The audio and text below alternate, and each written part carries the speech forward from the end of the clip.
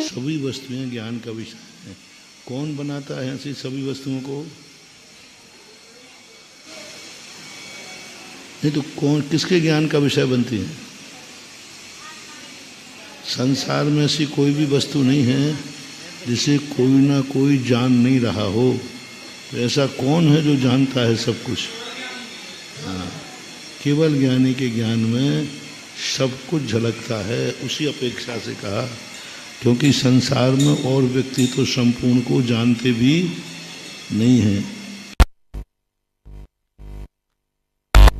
जानने की क्षमता नहीं है। तो प्रमेयत्व गुण यानी ज्ञान की विशेषता नहीं है कि हम जान रहे हैं, और वस्तु की विशेषता है कि वह जानने में आ रही है। ये प्रमेयत्व गुण नहीं होता और ज्ञान गुण होता तो ज्ञान कभी पदार्थ को जान नहीं सकता था। उसमें खुद जानने की शक्ति है, जनाने की शक्ति है। ज्ञान जानता है, वस्तु जानने में आती है। ज्ञान किस गुण से जानता है? ज्ञान गुण से। तो वस्तु किस गुण से जानने में आती है? प्रमेयत्व गुण से। प्रमेयत्व गुण से जानने में आती है। सबसे बड़ी विशेषता है। आत्मा सब में है, आत्मा नहीं जानती, गुण है। प्रमेयत्व गुण से आत्मा जान, अपने अंदर जो प्रमेयत्व गुण है, इस गुण के कारण से केवल ज्ञानी जान रहे हैं। केवल ज्ञान में जानने की शक्ति है, लेकिन यदि द्रव्य में जनाने की शक्ति नहीं होती तो केवल ज्ञानी कुछ नहीं कर सकते। क्या करेंगे? अपन जान रहे प्रमेयत्व गुण से जान, अपन जितना जान पाते उतना जान रहे हैं, संपूर्ण नहीं जान पाते। अपन भी जान रहे हैं तो ये इसमें प्रमेयत्व गुण है, सो अपन जान रहे हैं। प्रमेयत्व गुण नहीं होता तो अपन भी नहीं जान रहे, कोई नहीं जान सकता। अपनी आत्मा जो ज्ञान कर रही है वह प्रमेयत्व गुण के कारण कर रही है, अन्यथा कोई हमें नहीं जान पाएगा, हम किसी को नहीं जान पाएंगे। अगुण गुण किसे कहते हैं? जिस शक्ति के निमित्त से द्रव्य की द्रव्यता कायम रहती है, अर्थात एक द्रव्य दूसरे रूप परिणमन नहीं करता, एक गुण दूसरे रूप गुण परिणमन नहीं करता, एक द्रव्य अनेक अनंत गुण बिखर कर जुदे जुदे नहीं हो जाते, वस्तु को, उस शक्ति को अगुण गुण कहते हैं। अब इन्होंने एक नई परिभाषा बनाई। नई परिभाषा बहुत अच्छी है, पर बाकी अन्य स्थानों पे अलग ढंग से बनाई। अगुण गुण के लिए कई स्थानों पे बनाया है। अगुण गुण के कारण ही अर्थ पर्याय निकलती हैं। जो शक्त्यंश देता है, शक्त्यंशों का जो बंटवारा करता है, वो अगुण गुण है। कई आचार्यों ने आलाप पद्धति में या कहीं भी अगुण गुण अनंता पंचास्ती काय में गाथा दी है पूज्य कुंद कुंद स्वामी ने। अगुण अनंत कितने हैं अगुण गुण? अनंत। जितने गुण हैं उतने अगुण लघु गुण हैं, ये कथन भी आता है। और सामान्य से इनकी परिभाषा भी अच्छी है। अब देखो, वस्तुत्व गुण में और अगुण लघुत्व गुण में क्या अंतर है इनके अनुसार? वस्तुत्व गुण किसे कहा था? अर्थ क्रिया। अर्थ क्रिया यानी प्रत्येक द्रव्य की अर्थ क्रिया भिन्न भिन्न है, वो दूसरे की अर्थ क्रिया नहीं हो सकती। यानी सामान्य रूप से अपने स्वभाव से अन्य रूप नहीं होने देना, सो क्या है ये? वस्तुत्व गुण। और द्रव्यत्व गुण किसे कहते हैं? एक द्रव्य को दूसरे द्रव्य रूप नहीं होने देना। वहाँ स्वभाव की अपेक्षा है, यहाँ द्रव्य की अपेक्षा है। एक द्रव्य दूसरे स्वभाव, चेतन कभी अचेतन नहीं होगा। और यहाँ क्या है? एक द्रव्य दूसरे द्रव्य रूप नहीं होगा, एक गुण दूसरे गुण रूप नहीं होगा। गुण बिखर के द्रव्य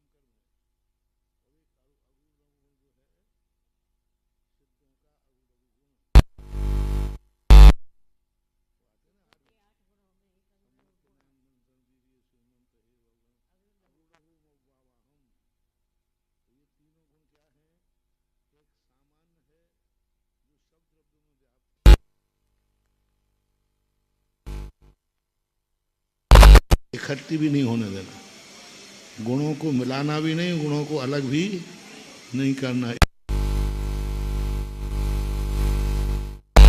ना द्रव्य को अति भारी करना, न हल्का करना। ऐसा हल्का नहीं करना कि द्रव्य उड़ता जाए, भारी इतना नहीं करना कि वो चल फिर भी नहीं सके। हालांकि अरुण गुण कर्म रूपी अगुण गुण जीव में ही घटित होता है। पुद्गल धर्म अधर्म आकाश और काल में गुण नहीं होता है। सिद्धों वाला लघु गुण मात्र जीव में ही घटित होता है, अन्य द्रव्यों में नहीं।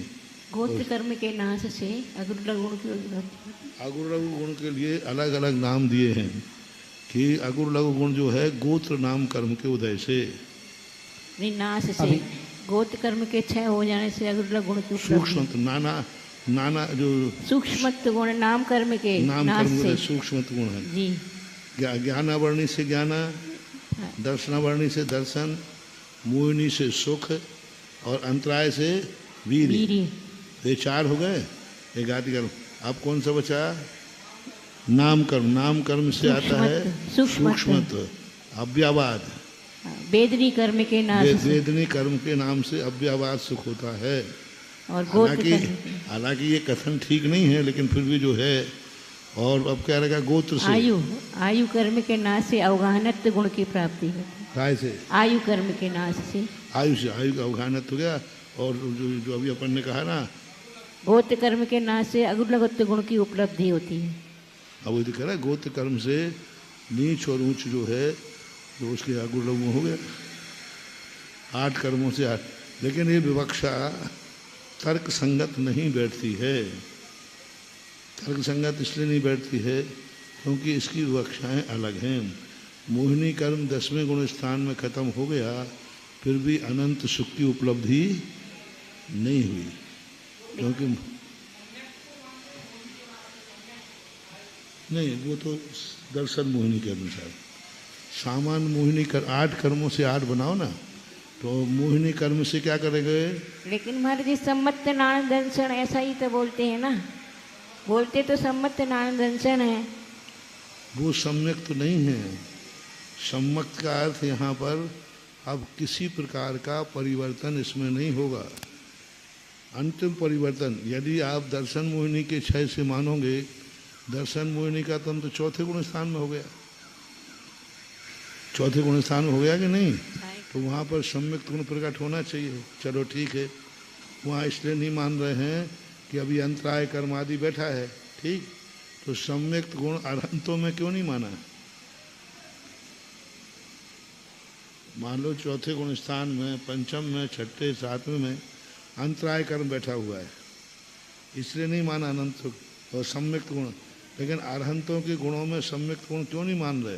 सम्यक तो मानते हैं ना। अरहंत के 46 गुणों में सम्यक गुण तो नहीं है ना? हाँ, 46 गुणों में नहीं है। नहीं है, कहीं नहीं। दर्शन ज्ञान है, अनंत दर्शन अलग है, अनंत ज्ञान अलग है। सिद्धों में अनंत दर्शन अनंत ज्ञान अलग है कि नहीं? जी अलग। और सम्यक तो अलग है। सम्मत नान दंसन वीर्य स्वयं तहेव अवगहनम अगुरु लहु मवावाहम अट्टुमाहम। तो ये गुण सम्यक अरहंतों में क्यों नहीं है? कि यहाँ मोहिनी का क्षय नहीं है, अंतराय का क्षय नहीं है सब क्षय, फिर भी मान लेना चाहिए था, नहीं मान रहे। अनंत सुख इसी प्रकार, अनंत सुख जो है, अनंत सुख प्रकट हुआ 10वें गुण स्थान में, वहाँ अनंत सुख प्रकट नहीं हुआ।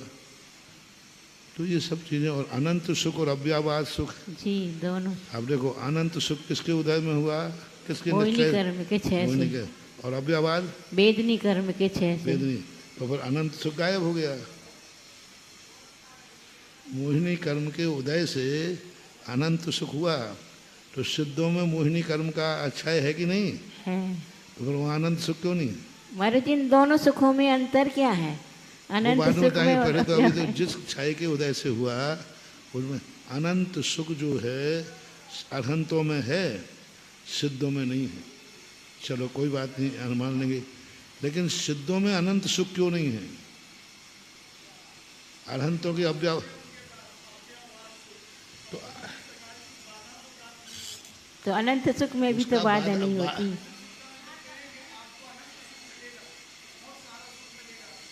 वो तो व्याख्या वो तो व्याख्या भी बता देता हूँ। मोहिनी जिस कर्म के अभाव से प्रकट हुआ है, वो गुण तो कभी एक बार प्रकट गुण होने से वो कभी दबता नहीं है। दो कर्म के भिन्न भिन्न हैं, दोनों कर्म अलग अलग गुण को प्रकट कर रहे हैं कि एक ही गुण को। तो अनंत सुख अलग है और अव्यवहार सुख अलग है, क्योंकि ये मोहिनी के क्षय से हो रहा है, वो वेदनी के क्षय से होता है, आयु के क्षय से होता है।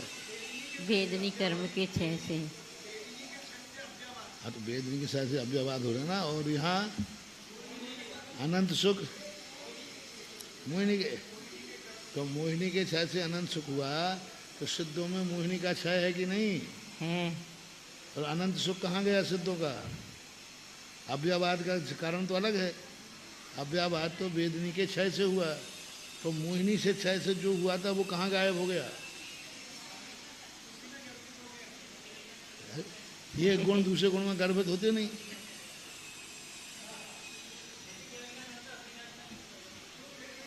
वो तो एक गुण की पर्याय है, वो तो एक गुण की पर्याय है। जैसे केवल ज्ञान होता है तो अवधि, तो वहाँ तो अवधि ज्ञान आवरण कर्म अलग था, मना पर्याय ज्ञान आवरण अलग है। यहाँ तो कौन सा आवरण माने? अब सुने क्या है ये। पहली बात तो इन कर्मों की विवक्षा जो है वह पूर्णता घटित नहीं होती। द्रव्य संग्रहकार ने परमात्म प्रकाश में ये सब घटाया है, घटित नहीं। फिर भी अपन बनाने का प्रयास करते हैं। अनंत सुख दो चीज़ें हैं, एक गुण की दो दशाएं हैं। एक दशा है अनंत सुख प्रकट होता है मोहिनी से। अनंत सुख किसे कहते हैं? वो अनंत पर्यायों को जान रहा है, ज्ञान की अपेक्षा अनंत सुख है। अभी उनको सुख प्रकट हुआ नहीं है, अनंत को वो जानते हैं। यह सुख कम है क्या? तो वो जानने की अपेक्षा उनको अनंत सुख हुआ है। और द्रव्य की अपेक्षा अव्यवाद सुख है, द्रव्य की अपेक्षा। क्योंकि वो द्रव्य जब वहाँ जाकर जाएगा तो वो शक्ति, आत्मा के अनुभव रूप शक्ति वेदनी के क्षय से होगी, और जानने रूप शक्ति का आनंद मोहिनी के क्षय से होगा। सुख गुण एक ही है, एक बात। अब दूसरा, सम्यक्त नाम का सम्मत गुण किस गुण का पर्याय है? सम्यक्त गुण। तो सम्यक्त गुण का अनावरण तो दर्शन मोहिनी का है, दर्शन मोहिनी तो पहले ही कर चुके, तो सम्यक्त गुण प्रकट होना चाहिए था। यदि सम्यक्त गुण दर्शन मोहिनी का मानते हैं तो दर्शन मोहिनी का क्षय तो नीचे हो गया। इसलिए विवक्षाएं मूल आचार्यों ने ऐसा नहीं कहा। सभी कर्म मिलकर के कर्मों को, गुणों को ढांकते हैं। सभी कर्म मिलकर के पूरक होते एक दूसरे के। ठीक है, ज्ञानावर्णी ज्ञान को ढांकता है, दर्शनावर्णी दर्शन को ढांकता है, पर ये ठीक है। लेकिन सभी कर्म जो हैं वो संयुक्त भी है।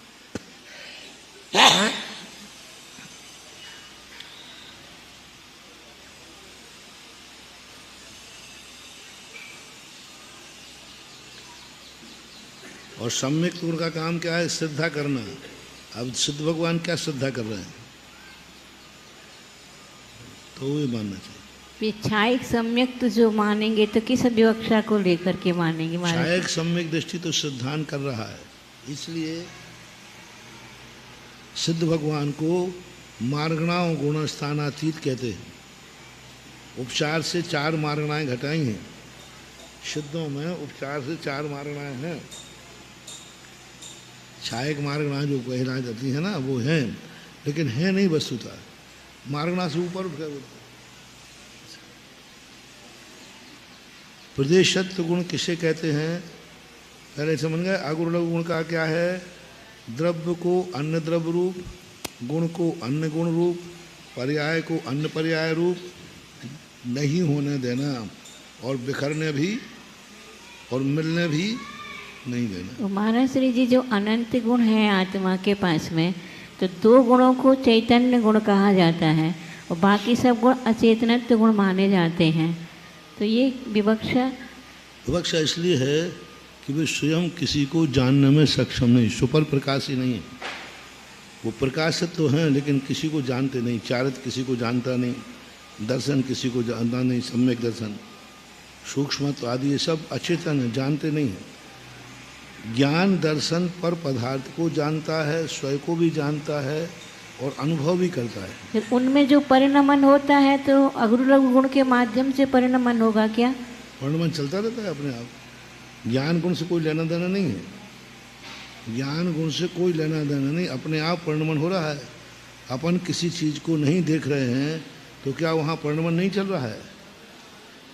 अपना भी उपयोग स्वाध्याय में है तो क्या शरीर में परिणमन नहीं हो रहा है? हो रहा, चलता रहता है। दो ही गुण चेतन है, बाकी सब अचेतन है। चेतना का अर्थ है स्वयं और पर को जानना।